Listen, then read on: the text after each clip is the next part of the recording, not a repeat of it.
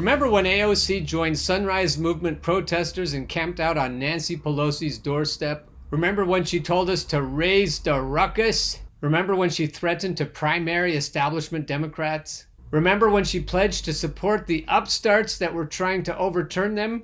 Remember when she told Glenn Greenwald she wouldn't endorse Nancy Pelosi for Speaker of the House? Remember the withhold the vote campaign? Oh, how things went awry. I remember first feeling doubtful when she was slow to endorse Bernie in the primaries the second time around. I kept thinking, what is she waiting for? There's just no reason she would wait except if she's courting favor with the establishment Democrats. Make no mistake about it, AOC is a sheepdog. She has been sucked into the evil vortex and she's now running defense for the Biden administration. Just remember, all hopes die in the Democratic Party, and Alexandria is a great example of that. Here's an article from the World Socialist website by Eric London called Alexandria Ocasio-Cortez denounces socialists and praises Biden administration and the Democratic Party. Oh, don't forget the Sunrise Movement and DSA are also tools. They've been sucked into the vortex as well, and now they're just sheepdogs. On with the show. On March 19th, the Democratic Socialists of America's magazine Democratic Left, published an interview with Alexandria Ocasio-Cortez in which the Democratic Congresswoman and DSA member combines the most lavish praise for the Democratic Party with vicious denunciations of socialism. Some Democratic socialist she is. The DSA has treated the interview as an important political event. This is the first time their official magazine has interviewed the New York Congresswoman, and the interview was carefully prepared before publication. Though Democratic Left editorial board member Don McIntosh conducted the interview on January 26th, it was only posted online 7 weeks later. The choice of interviewer is also significant. McIntosh is a high-level operative in the AFL-CIO, with close ties to the Democratic Party. He is listed as an author on the AFL-CIO's press office website and is a longtime promoter of Democratic politicians and candidates at the Northwest Labor Press, which he edits. So if you're sniffing the Clinton machine here, you're right. In the interview, Ocasio-Cortez presents the Democratic Party as having been completely transformed into a working-class party. She says the Biden administration and incumbent Democrats are totally reinventing themselves in a far more progressive direction. Pressure from the left has forced almost a radical change, at least in the way they talk, right, AOC?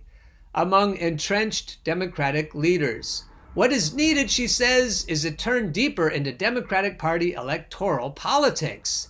That's not being a sheepdog, is it? The primary changes that the entrenched Democratic leaders are exhibiting is an ability to use the correct pronouns for trans people. They had to be forced into that, which is bad. But now that there are so many women and people of color in Biden's rapacious cabinet, everything should be fine, right?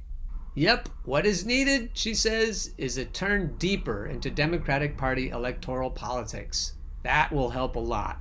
The only barrier to the Democratic Party establishment achieving perfection is left-wing opposition. It's all my fault, right? This politician who made a career criticizing the Democratic establishment and posturing as an outsider has now transformed herself into the establishment's fiercest defender and a most bitter opponent of outside critics. You're carrying water for the wrong team there, AOC. McIntosh asks, some on the left have looked at Biden's record and his difference with the Bernie wing of the party, which is a joke, and they conclude that no progress is going to come out of the Biden administration. What's your view? Now, before I even read it, I know that she's going to say, well, incrementalism is pretty good, right? Incrementalism, that's what we should get, yeah. And don't you dare say anything mean about our incrementalism. She replies, well, I think it's a really privileged critique. We're going to have to focus on solidarity with one another, developing our senses for good faith critique and bad faith critique. Let me guess, whatever I say is bad faith critique, right? Because, you know, we have healthcare, right? We have healthcare, sure. We do, yeah. Oh, wait, we don't? Well, it's a bad faith critique to say that we don't, right? Because bad faith critique can destroy everything that we have built so swiftly. Let me think. What have you built so swiftly besides your Twitter following? I got that from Lee Camp. He can't think of anything that she's built or that the Democrats have built, and neither can I. going on with AOC, and we know this because it has in the past. Bad faith critique has harmed us in the past, and it's taken us so many decades to get to this point. What point are we at, AOC? Are we not still an imperialist nation that deports lots of people? I think it was Norway that recently considered us a third world country because we don't have good health care. Not to mention all of the people we have out of work right now. So she concludes with, "We do not have the time or the luxury to entertain bad faith actors in our movement." You have no movement. You just have a big cult of personality. You have the same movement that Hillary Clinton has. Nothing. Incrementalism that never gets anywhere. Going on with the story. Such bad faith actors, Ocasio-Cortez says, only betray their disdain for the poor and oppressed by criticizing the president. Oh, that is not twisted, is it? They betray their disdain for the poor and oppressed by criticizing the president who's oppressing them. Ocasio-Cortez adds a noxious dose of identity politics to the old Democratic trick of presenting left-wing opponents as aiding the right. That's like Paul Street calling us the Trumpen left. AOC says, "For anyone who brings that up, i.e. opposition to the Biden administration, we really have to ask ourselves, what is the message that you are sending to your black and brown and undocumented members of your community, to your friends when you say nothing has changed? Good fucking grief. When you say nothing has changed, you are calling the people who are now protected from deportation no one. Oh yeah, all those thousands of people who are now protected from deportation. There isn't any substantive change in the way deportation works. We have pods now instead of cages. They do the same fucking thing." And she says, "We cannot allow for that in our movement." It isn't a movement. It's just a shell game. Bait and switch, smoke and mirrors, bullshit. On with Eric. The example of protecting immigrants from deportation is an unfortunate selection on Ocasio-Cortez's part.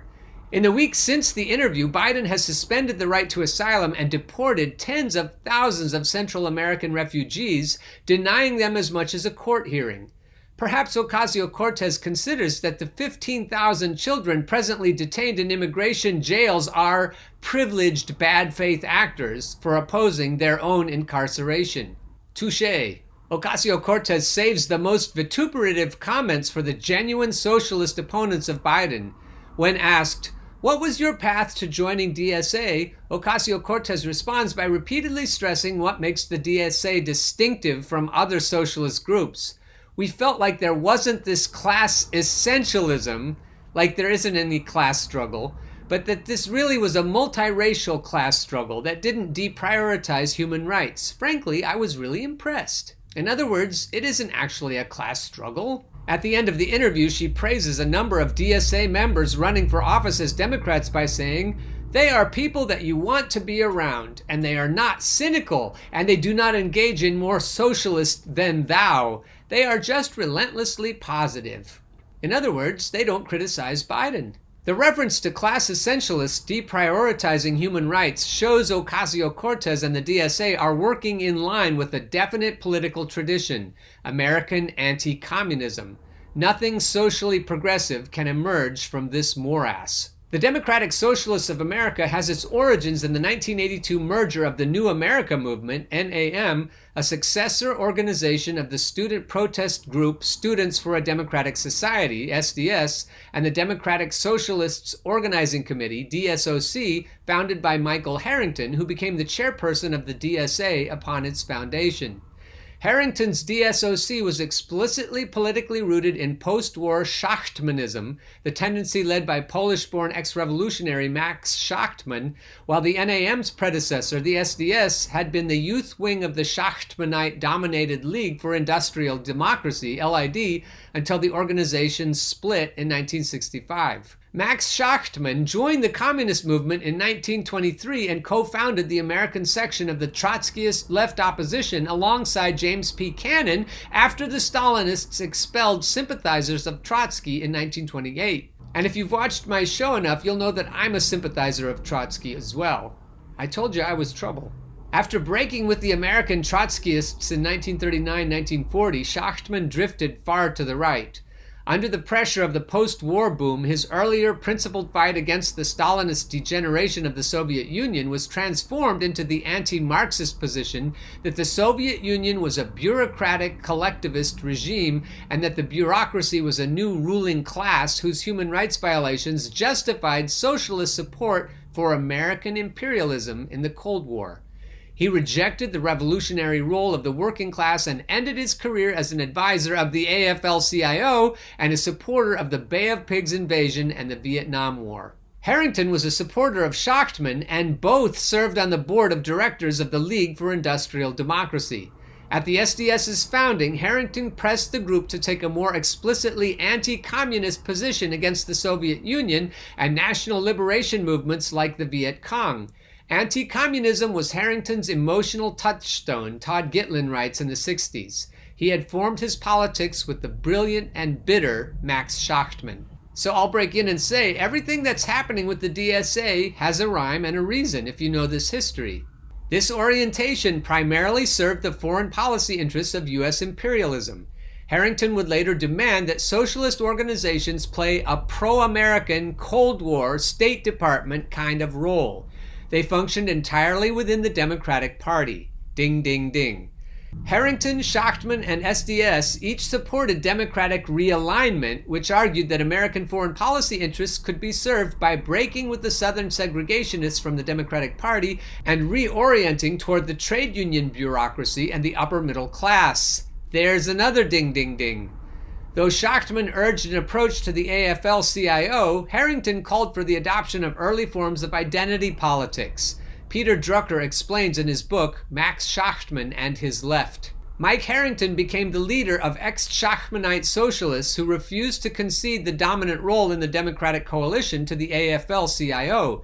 He looked instead for compromises between labor leaders and representatives of New Politics, a loose network of progressives, mostly Latino, feminist, youth, countercultural, and anti-war ferment of the 1960s.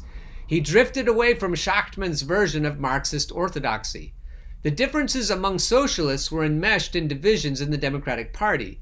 The realignment strategy, which Schachtman had imagined would allow socialists to work together effectively inside the Democratic Party, turned out to be a formula for forcing them to choose between rival Democratic politicians fighting for primary votes and inter-party offices. In fact, Harrington formed DSOC in 1973 out of a minority caucus in the Socialist Party of America, a minority caucus which criticized the majority for insufficiently supporting Democratic candidate George McGovern in the 1972 presidential election. From then on, the DSOC and DSA have been engaged in a continuous effort to pressure the Democratic Party from within. Sheepdogs. The DSA's own website acknowledges the organization waged a Democracy 76 campaign to push Jimmy Carter to the left. It worked in the 1984 Democratic presidential primary, and it worked closely with the Congressional Progressive Caucus throughout the 1990s. And what does the DSA have to show for a half-century of working within the Democratic Party?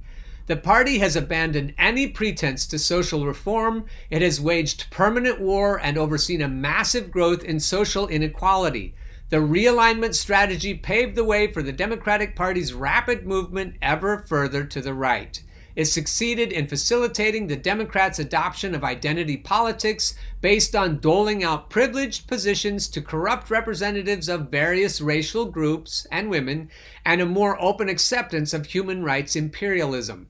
And that's the Democratic Party that AOC is carrying water for right now. Ocasio-Cortez and the DSA are carrying forward their, meaning the DNC's, pro-imperialist, anti-communist traditions into the 21st century. Their main role, as expressed in the interview, is to serve as gatekeepers of the bourgeois political left, channeling social opposition into the Democratic Party and placing its left opponents beyond the pale. That's us. We're beyond the pale. I hope you, dear viewers and listeners, are also beyond the pale. Those who fight to mobilize the working class essentialism is what AOC called it, for a break with the Democratic Party are cynical, bad faith actors who want to destroy. But the frenzied tone of these McCarthyite attacks betrays a high level of anxiety in leading Democratic Party circles over the growth of social opposition to conditions of massive inequality and the ruling class's response to the pandemic, which has killed over 550,000 in the US alone. Under these conditions, Ocasio-Cortez and the DSA serve as the keystone in the architecture of the capitalist political system. You thought they were the good guys. We all thought so, with a few noble and notable exceptions. Most of us thought Ocasio-Cortez was great and that the DSA was great, but we didn't have access to this history. So not only are they not the good guys, they are the keystone in the architecture of the capitalist political system. They are serving a vital role in helping the DNC do what it wants to do. That's what controlled opposition does. Back to Eric's conclusion.